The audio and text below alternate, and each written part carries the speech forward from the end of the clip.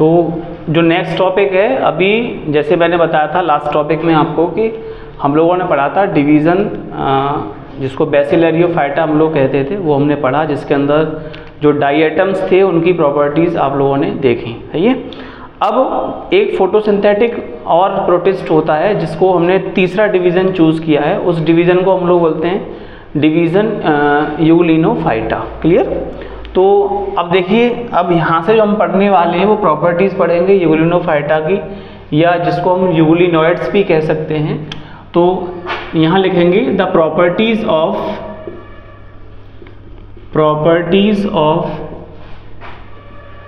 यूग्लिनोफाइटा।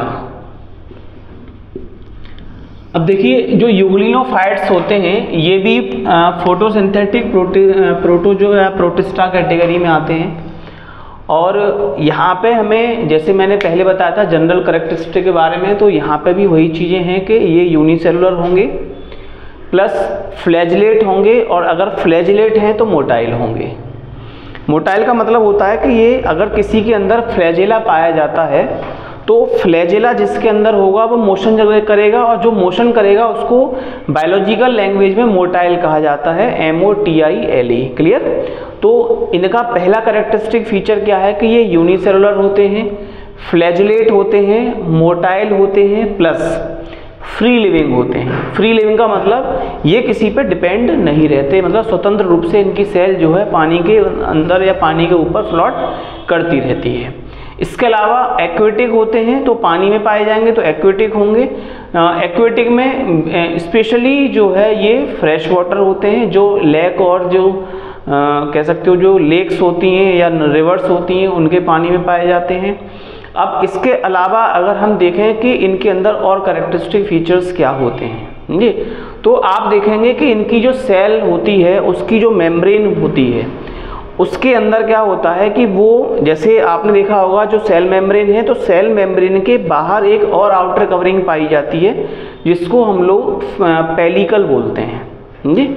क्या बोलते हैं? पेलिकल। और जो पेलिकल होता है वो काफ़ी हार्ड लेयर होती है जी। जैसे फॉर एग्जांपल अब आप यहाँ पे समझ सकते हैं, जैसे हमने यहाँ पे कोई यूग्लिना की इस तरह की शेप बना ली, मान के चलिए, तो हम देखेंगे यूग्लिना की सेल मेम्ब्रेन इस तरह की है, तो इसके ऊपर जो आउटर लेयर एक और यहाँ देखेंगे कि एक ऊपर से जो लेयर आपको नज़र आ रही है, this is known as the pellicle. इसको हम लोग पेलिकल कह सकते हैं, जो काफ़ी हार्ड होती है। समझे? अब जो हार्ड पेलिकल होती है इसका काम क्या होता है? It help the organism to change its shape. समझे?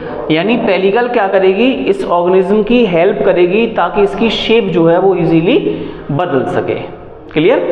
अब यहाँ से देखेंगे कि जो पेलिकल होती है वो किस ऑर्गेनिज्म के अंदर हार्ड होती है और किस ऑर्गेनिज्म के अंदर सॉफ्ट होती है, तो ये चीज़ आपको यहाँ से नोट कर लेनी है। तो देखिए मैं यहाँ लिखता हूँ the pellicle is hard and rigid in rhabdoform. किसके अंदर होती है? रैप्डोमोनास,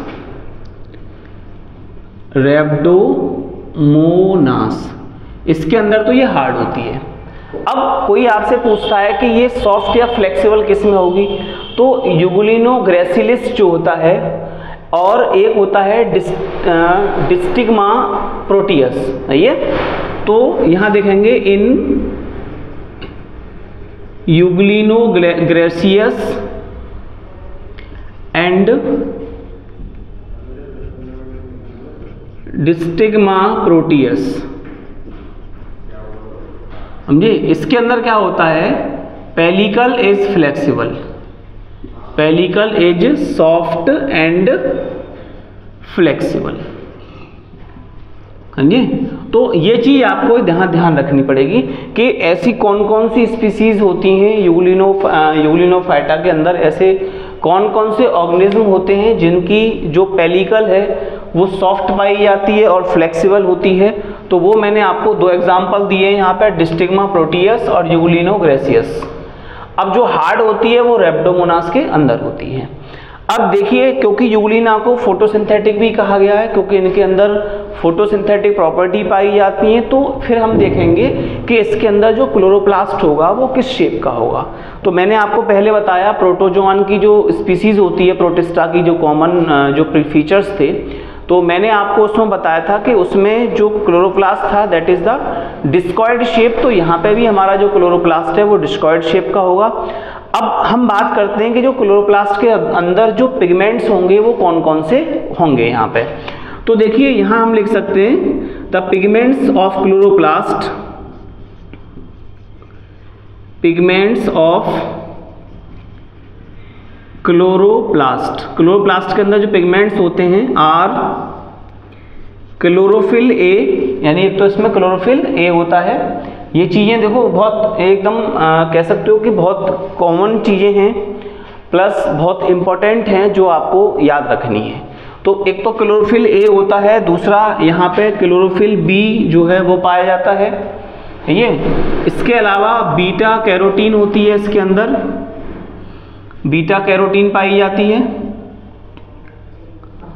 अब बीटा कैरोटीन के अलावा इसमें ज़ैंथोफिल होता है। तो ये 4 तरह के पिगमेंट्स जो होते हैं ये यूग्लिनोफाइटा के डिस्कॉइड क्लोरोप्लास्ट के अंदर पाए जाते हैं। तो ये चीज़ आपको ध्यान रखनी है। अब देखिए, क्योंकि ये फोटोसिंथेटिक हैं, इनमें क्लोरोप्लास्ट भी पाया जाता है, तो जाहिर सी बात है इनके अंदर जो न्यूट्रिशन होगा वो हॉलो फाइटिक होगा, जिसको आप फोटोसिंथेटिक न्यूट्रिशन भी कह सकते हैं, सही है। इसके अलावा इनकी कुछ स्पीसीज ऐसी होती हैं जो सेप्रोबिक होती हैं। सेप्रोबिक में आपका रेब्डोमोनास आता है, जैसे मोनास शब्द नाम के पीछे लग गया है तो थोड़ा सा आपको लगेगा कि ये बैक्टीरिया से बिलोंग करता है, बट बैक्टीरिया से बिलोंग नहीं करता। ये आपका प्रोटिस्टा से बिलोंग करता है। प्रोटिस्टा में भी आपका ये जो हम पढ़ रहे हैं यूग्लिनोफाइटा कैटेगरी या डिवीजन, उससे बिलोंग करता है। तो रेब्डोमोनास जो होता है वो सेप्रोबिक होता है, मतलब सड़ी गली चीज़ों को खाता है। क्लियर। इसके अलावा हम देखेंगे कि होलोजोइक न्यूट्रिशन भी इनमें पाया जाता है। होलोजोइक न्यूट्रिशन जो होगा वो किसके अंदर होगा, तो वो मिलेगा पैरानीमा के अंदर।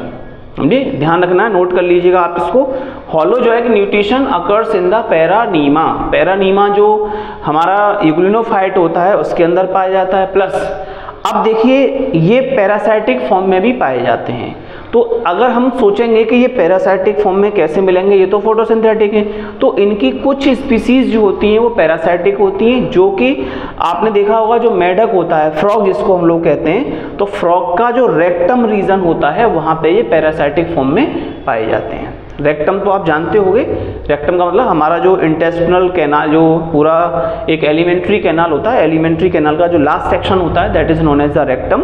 तो रेक्टम के अंदर ये जो होते हैं यूग्लिनोफाइटा कैटेगरी के जो कुछ यूग्लिनोफाइट्स होते हैं वो एज ए पैरासाइट पाए जाते हैं। ये अब देखिए, इसमें जो सबसे मेन इंपॉर्टेंट है वो है यूग्लिना। तो यूग्लिना जो होता है वो मिक्सोट्रॉफिक होता है, ये मैं आपको पहले ही बता चुका हूँ।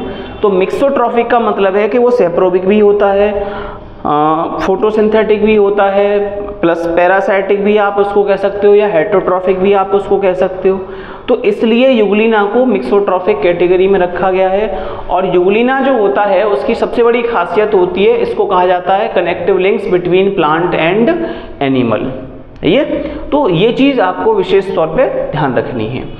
अब देखिए, थोड़ा सा हम इसकी कैरेक्टरिस्टिक फीचर्स के बारे में पढ़ लेते हैं। यूग्लिना का जो माउथ होता है उसको साइटोस्टोम कहा जाता है, क्योंकि इसका जो मुंह होता है, जैसे आप अपने मुंह को माउथ कहते हैं, तो यूग्लिना जो होता है या जो हमारे यूग्लिनोफाइटा कैटेगरी में जो ऑर्गेनिज्म होते हैं उनका जो माउथ होता है, जो मुंह होता है, उसको साइटोस्टोम कहा जाता है। ये एंटीरियर भाग में पाया जाता है। एंटीरियर का मतलब होता है ये इस साइड में आपको यहाँ पे ये देखने को मिलेगा एंटीरियर सेक्शन में। प्लस ये जो माउथ होता है वो एक आगे चल के लीड करता है, एक कह सकते हो नेक्स्ट चैम्बर में जाके ये ओपन होगा, जिसको हम लोग कहेंगे जो फ्लास्क शेप स्ट्रक्चर होता है, जिसको हम लोग साइटोफेरिंग्स कह सकते हैं। क्या कहेंगे? साइटोफेरिंग्स। अगर आपको समझ में नहीं आ रहा तो आप अपनी बुक में ये स्ट्रक्चर पूरा देखेंगे, यूग्लिना का स्ट्रक्चर, उसमें आप फाइंड आउट करिएगा साइटोफेरिंग्स कहाँ है। तो जो माउथ होता है साइटोस्टोम, साइटोस्टोम कहाँ जाके ओपन होगा? साइटोफेरिंग्स साइटोफेरिंग्स के अंदर। अब जो साइटोफेरिंग्स होगी वो कहाँ ओपन होगी, तो वो ओपन होती है रिजर्वायर के अंदर जाकर के, है ये। प्लस इनकी बॉडी पे एक ऑरेंज रेड स्पॉट पाया जाता है जिसको हम लोग आई स्पॉट यहाँ पे कह देते हैं या स्टिग्मा कह सकते हैं, जो लोकेट होता है at the base of flagella, यानी फ्लैजिला के बेस पे पाया जाएगा। And attach to the membrane of reservoir, जो रिजर्वायर होता है उसकी मेम्ब्रेन पे जुड़ा होता है। And contain the red pigment, और उसके अंदर रेड पिगमेंट पाया जाता है जिसको हम एस्टाजेंथिन कह देते हैं। तो ये क्वेश्चन कई बार पूछा गया है कंपटीशन के अंदर कि जो आई स्पॉट है वो किस ऑर्गेनिज्म के अंदर पाया जाता है। तो आई स्पॉट आपको कहाँ मिलेगा, यूग्लिनोफाइटा में यूग्लिना जो होता है उसकी बॉडी में आपको आई स्पॉट देखने के लिए मिल जाएगा। अब वो आई स्पॉट में कभी कभी अगर डीपली क्वेश्चन पूछेगा तो आपसे पूछेगा कि जो आई स्पॉट है उसमें जो कंटेंट या जो पिगमेंट होता है वो कौन होता है, क्या उसका नाम क्या होता है, तो आप उसका नाम बता देंगे एस्टाजेंथिन, ASTAXANTHIN, एक्स्ट्राजेंथिन। क्लियर। अब क्योंकि ये पानी के अंदर पाए जाते हैं, फ्रेश वाटर के अंदर पाए जाते हैं, तो इनकी बॉडी में एक वैक्यूल भी पाई जाती है जिसको हम लोग कॉन्ट्रैक्टाइल वैक्यूल कह देते हैं। तो जो कॉन्ट्रैक्टाइल वैक्यूल होती है occurs near the base of reservoir, जो इनकी बॉडी में एक रिजर्वायर होता है वहाँ पे उसके बेस पे कॉन्ट्रैक्टाइल वैक्यूल पाई जाएगी। अब देखिए कॉन्ट्रैक्टाइल वैक्यूल होती है तो इनमें ऑस्मो रेगुलेशन की प्रक्रिया भी होती होगी। ऑस्मो रेगुलेशन का मतलब होता है कि जब ये सेल बहुत ज़्यादा मात्रा में पानी को एब्जॉर्ब कर लेती है तो जो एक्सेस अमाउंट ऑफ वाटर होता है उसको रिमूव आउट करने के लिए कॉन्ट्रैक्टाइल वैक्यूल जो है वो पार्टिसिपेट करती है, जिसको हम लोग ऑस्मो रेगुलेशन बोल देते हैं। क्लियर। तो ये चीज़ें आपको यहाँ समझ में आनी चाहिए। इसके अलावा इनके अंदर एक बहुत बड़ा लार्ज न्यूक्लियस पाया जाता है, सिंगल न्यूक्लियस होता है, समझिए। और न्यूट्रिशन हम आपको बता ही चुके हैं। प्लस अब हम ये देखेंगे कि जब इनमें फोटोसिंथेसिस होगी तो ये किस तरह से अपना जो रिजर्व फूड मटेरियल है उसको स्टोर कर पाएंगे। तो इनका जो रिजर्व फूड मटेरियल होता है that is known as the paramylon. तो ये चीज़ आपको नोट कर लेनी है, रिजर्व फूड मटेरियल